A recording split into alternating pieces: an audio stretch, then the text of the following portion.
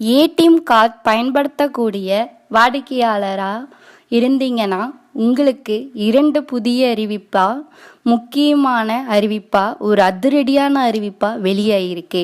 அது என்ன அறிவிப்புன்னு தெரிஞ்சிக்க எந்த இடத்துலையும் ஸ்கிப் பண்ணாமல் பார்த்தீங்கன்னா நாங்கள் என்ன சொல்கிறதுன்னு உங்களுக்கு புரியும்.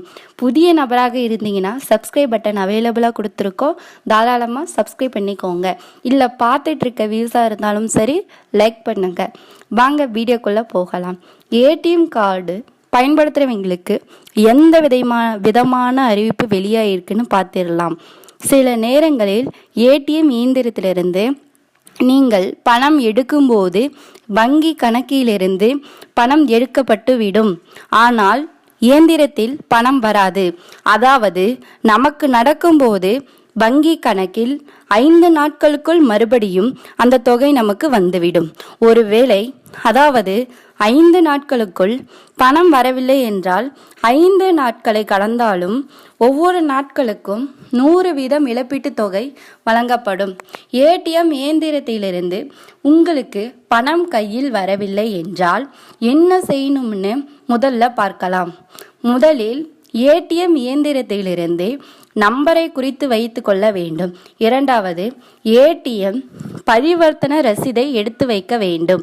சில நேரங்களில் சில ஏடிஎம் இயந்திரத்திலிருந்து ரசீதைகள் வராமல் போவதற்கான வாய்ப்புகள் அதிகம்.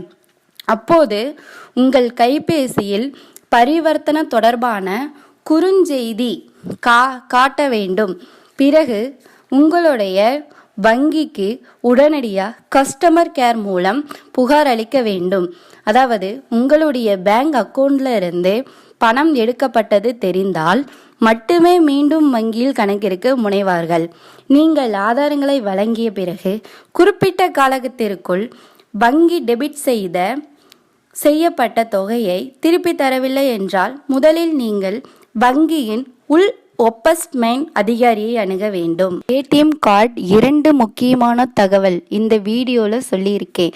பொறுமையாக கேட்டு தெரிஞ்சுக்கோங்க. பலவிதமான தகவல்களை இந்த வீடியோவில் சொல்லியிருக்கேன். எந்த இடத்தையும் ஸ்கிப் பண்ணாமல் பார்த்தீங்கன்னா எந்த மாதிரியான தகவலை சொல்லியிருக்கேன்னு உங்களுக்கு தெரியும். சப்ஸ்கிரைப் பண்ணல அப்படின்னா உடனடியாக சப்ஸ்கிரைப் பண்ணிக்கோங்க. தேங்க்ஸ் ஃபார் வாட்சிங்.